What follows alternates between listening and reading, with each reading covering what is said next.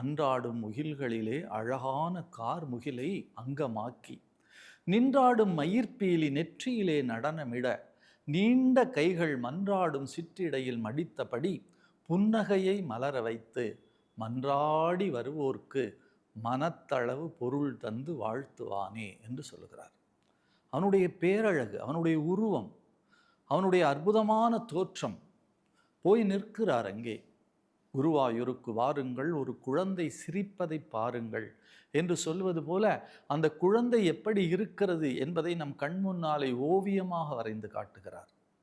அவன் எப்படி இருக்கிறான்? அன்றாடும் முகில்களிலே அழகான கார் முகில்.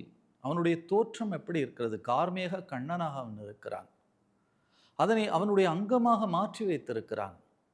அவனுடைய அற்புதமான முகம் புன்னகையை மலர வைத்திருக்கிறான். நெற்றியிலே அந்த மயிர்பீலி அவ்வளவு அழகாக அற்புதமாக இருக்கிறது.